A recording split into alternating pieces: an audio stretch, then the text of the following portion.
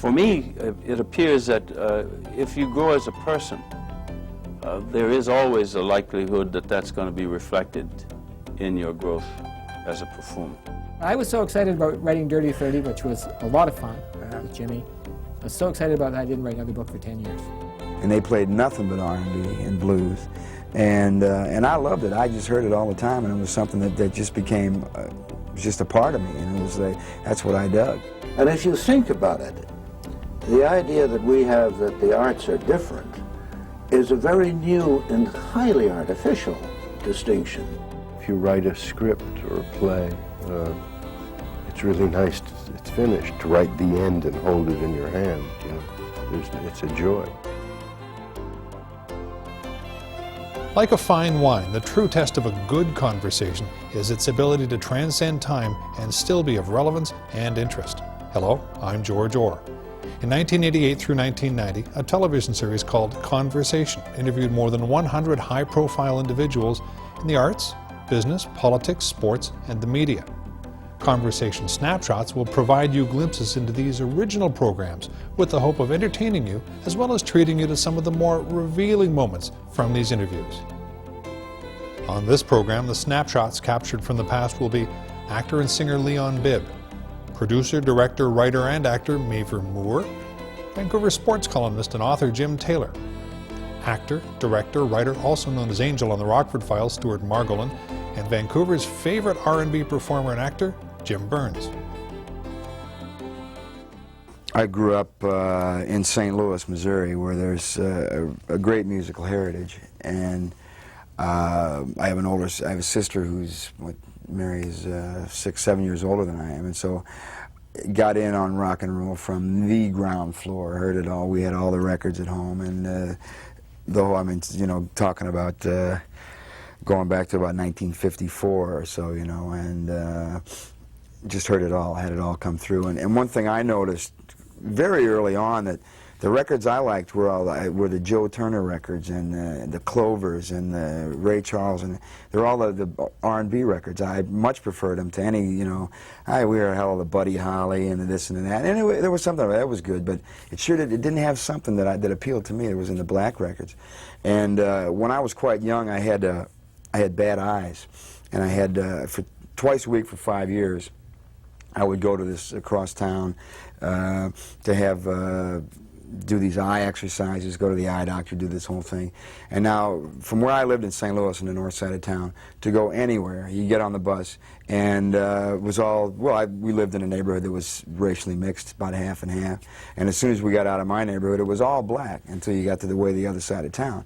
And so I was exposed to black culture and to the black music. We'd stop at this one place to change, you know, to change buses, to transfer. And there's a little shoe shine stand there, and this guy would be playing blues records. There were a couple radio stations in St. Louis, KATZ and KXLW, and they played nothing but R&B and blues. And I loved it. I just heard it all the time, and it was something that just became was just a part of me, and it was that's what I dug, you know. And when I started school later, when I went to high school, you know, and all these guys were into very different stuff, and I was just starting to hear it. I was always a fan of the R&B thing, and so early influences were guys like Joe Turner was one, groups like the Spaniels, the Erskine Hawkins Band, Laverne Baker, Jimmy Reed, and this is all stuff going back, like I say, you know, 55, 56, 57.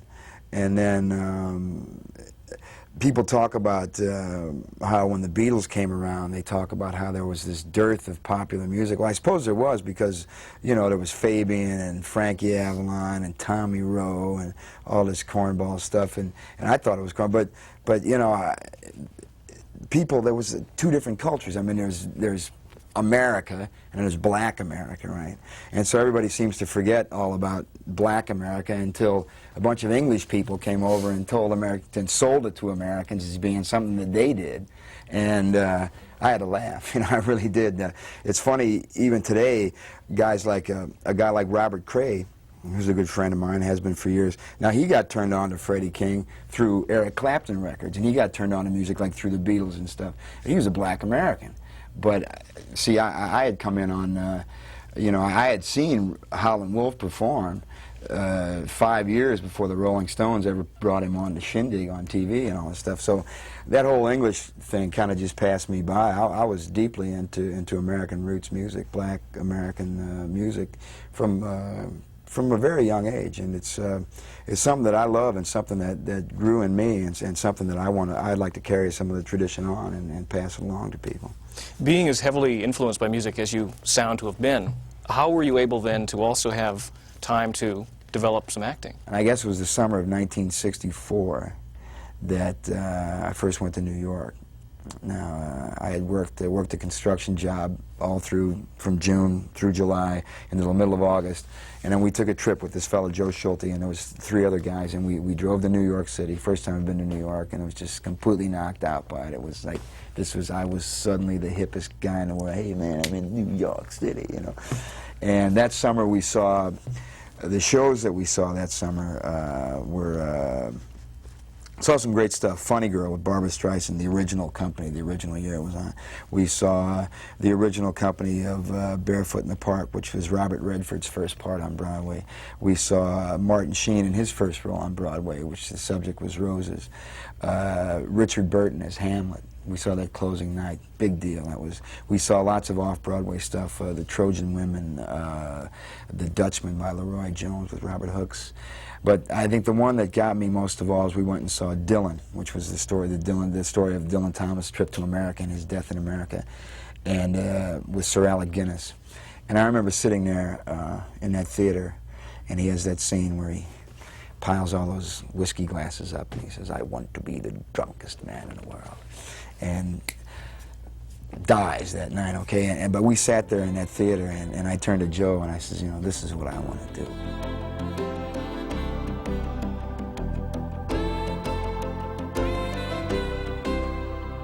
What do you consider your first big break in terms of getting into the area of entertainment? Is there any one thing that stands out? Yes, I got a job in the course of a Broadway show, and once having done that, you continue to study, try to improve your voice, go to more auditions, learn more about acting, learn more about performing, and to that extent you develop a craft. And then it becomes a question of how hard you want to push yourself and how talented you are. I'm now, when I say talent, I'm talking about the natural voice, because there are those who are blessed with a sound that requires less training than others. And once you get the bug, once you someone wondered if it was all narcissism. I can't answer that question, but I tell you, when you walk out on a stage and somebody applauds you before you open your mouth because they know that you've done something that they've applauded you for before, and then you perform again and they applaud you, that's a very exciting, to say the least, experience. And whether it's ego, narcissism, or whatever, you get a sense of having accomplished something and given something in the best of circumstances, and you are rewarded by what they give back. And I think that if you take that experience in the best of fashions, you want to improve that relationship. That communication becomes something that you really want to do with honesty and truthfulness. And the closer you can come to doing that all the time, I think attributes to your artistry and your growth as a performer, which for me it appears that if you grow as a person, there is always a likelihood that that's going to be reflected in your growth as a performer. Right. Artist is a word that I don't use a lot. I find it used to describe a lot of things and a lot of people, artistry or artist. I think that's an earned place. I think you really have to have aspired to a high level of work ethic, and your communication skills and your vocal skills or your acting skills, if you are a singer or an actor, have to be so polished and so sure that there's just no question that you are, in quotes, an artist, that you are not a performer or you are not a singer.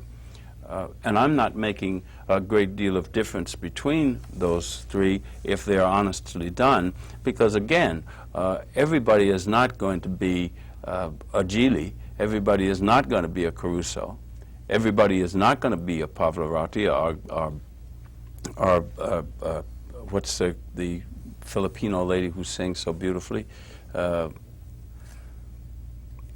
not going to struggle with her name, or Kathleen Battle, or Judith Forrest, or Maureen Forster. I mean, you all are not, as singers, going to be able to attain those heights. But I think that you can develop a craft and a skill that makes it possible for you to communicate with your audience.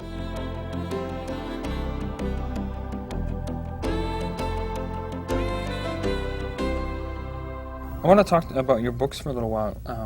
I think the first book you wrote was about Jimmy Young. Jimmy Young, right? Dirty 30. Dirty 30. Where did he get that name from? Well, that was his nickname. And I wouldn't have written the book if he didn't have the nickname. Is that right? Because I knew, he phoned up and said, "Do you want to write a book?" And I said no. And he said, "Well, the publisher wants me to write it, and I won't do it unless you do it." And I learned about books. The publisher said, "You have to give me a list of chapter titles." And I said, "Well, I haven't started writing the book. I don't know." And he said, "Well, we have to have it." I said, "Well, what for?" He said, "To pin to the worksheet so we can check them off as they're completed." I said, "Huh." And he said, "Of course, they don't have to be the ones you're actually going to use." Really? So I sat down, I said, "Call me back in 10 minutes. Right. And I sat down and wrote 16 of the craziest chapter titles I could think of. I knew there would be a dope chapter. For instance, I wrote that the grass is always greener. I knew there was going to be a curfew breaking, turn left at the begonias, the great alligator shoe chase, and as it turned out, we used all of them. I was so excited about writing Dirty 30, which was a lot of fun with Jimmy. I was so excited about that I didn't write another book for 10 years. Right. Then I wrote 3 and 3. 3 and 3. Yeah. Jeez. You don't like stacking the deck against yourself, do you? I write better when there's a lot to do. I'm very, as I say, I get up in the morning at 5 to 6 and listen to the sportscast. I have to have 3 radio shows done by 7:15. I could write them the night before. Right. But they'd be no good. They wouldn't be quite as timely, and I need the adrenaline. I need the little panic switch that turns on. There's a little trash masher in the back of your head. You get into a groove. I would rather write 6 columns than 5. If you're listening, Bob McMurray, that would mean more money, though. You're not a workaholic, are you? I've often wondered, but I don't think so, because a lot of things I'm lazy about. I just like to sit down in front of that machine and make the language work. Right. That's really what I do. You make it work so beautifully. I can't. Every time I read it, I have to laugh. It's just, it goes from being just so very funny to hilarious. And has that always been part of your style? I haven't seen any stuff from the 60s. Though. It's always something that I've wanted to do. It was just a natural way there. I've worked on it. I mean, but I've always thought if you're going to write sports, well, the first thing you have to understand is they're not doing brain surgery. I mean, let's face it, if the Lions don't win, it is going to be too bad. Right, but the Earth won't stand still. The Earth won't stand still, and if a guy in the hospital doing a brain operation makes a small slip, that's serious. Right. I was blessed with very good editors, very good teachers. The columnist was just the right size because it was a morning paper which gave you the deadline, but it was small enough that you had people who would take you aside and show. The first byline I ever had, I wrote a story 14 times. Really? And it was just a dumb little senior A softball story with about 6 or 8 paragraphs in it that anybody else could have knocked off in 5 minutes, and they just kept handing it back and handing it back. And I got madder and madder and madder, and I stayed after work. I was going to quit. Yeah. And I said, "Okay, why?" And they said, "Because we think you can be very good. We're not letting you out of here." until you do the best you can. And after that, that's fine. They would understand before I did when I was getting too preoccupied with what these clowns were doing chasing this ball. So they'd yank me out and they'd do city side for 6 weeks, or they'd make me the backup guy in the legislature. One summer they just said, go out and write funny stuff. So they had the patience and had the faith. Right. And this is the thing that I like about the province, and at the Sun too, because I didn't leave the Sun with any bad feeling. It was just an economic move. I've never had anybody say you can't write that. And I mean, I do some reasonably oddball things from time to time. I don't know too many people who write a column that says, no sports today, the Lone Ranger is going to kiss a girl. 'Cause I was getting worried about what's happening in the comic strips, or review Cats. I mean, it's a sports page column. Right, right. But they let me do it, and it seems to work.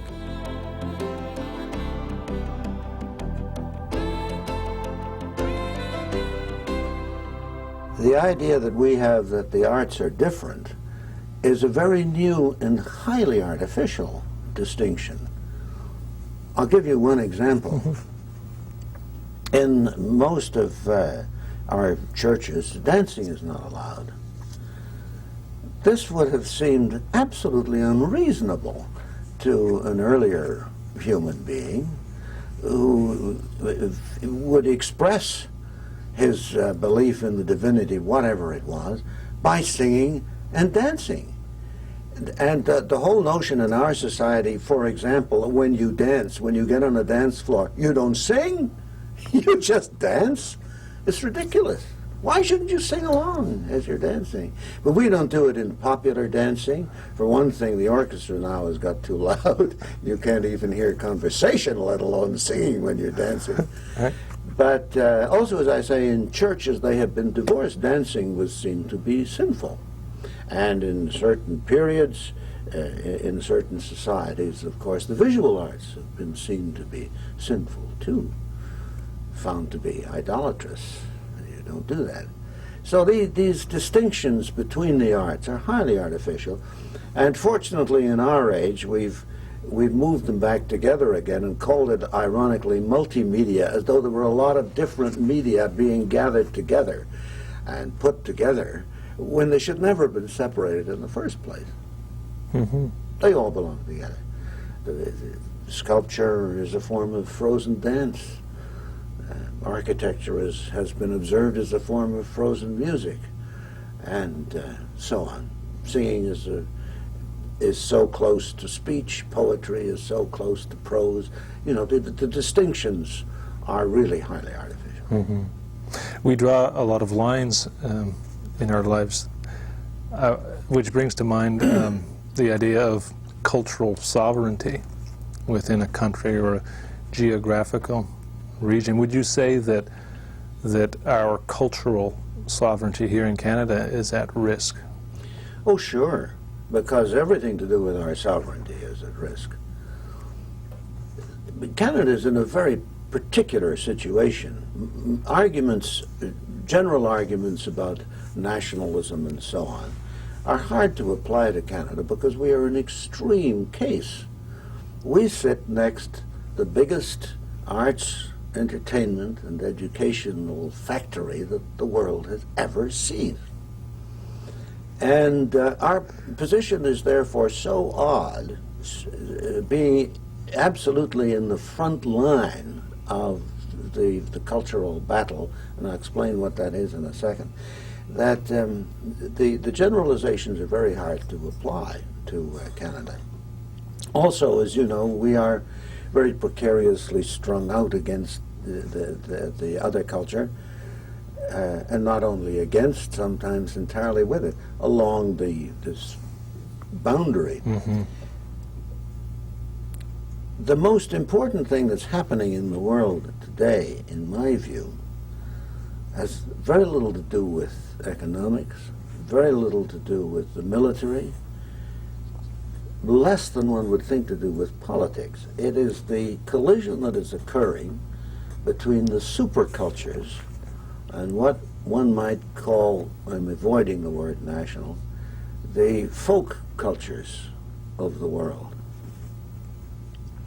Are we going to have, on the face of this planet, a cultural pluralism, that is to say, a large number of cultures which have grown and developed in their own ways, or are we going to have a kind of superculture, a planetary culture? Are we going to be homogenized by the superculture? There are arguments in favor of both, but the principal argument against a superculture is the one you raised earlier, that it hogs the means of distribution, it hogs the airwaves, it hogs the print media, and it squeezes out, therefore, efforts to be different and to do different things creatively. All this talk of free trade and cultural exchange and so on is totally meaningless if you have nothing to trade and nothing to exchange. Nothing unique. Yeah. Well, if you are a consumer of culture only, then you have nothing to trade. That's not a trade at all. You are simply buying what others create. A taker, not a giver. Yeah, exactly, exactly. And one of the few great Canadian philosophers of the arts, Roy Mitchell, the man of the theater who went down to the United States and wrote perhaps the most important book about the theater ever written in the United States, called Creative Theater. Roy Mitchell, who worked in Canada in the 20s, referred to those with the itch to take instead of the itch to make.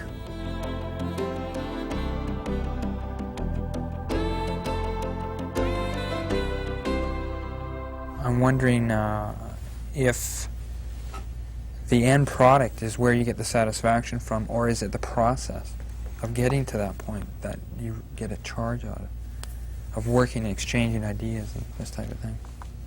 I like to think that it's the process, because I think personally believe that there aren't really any, there are only means, there aren't really any ends.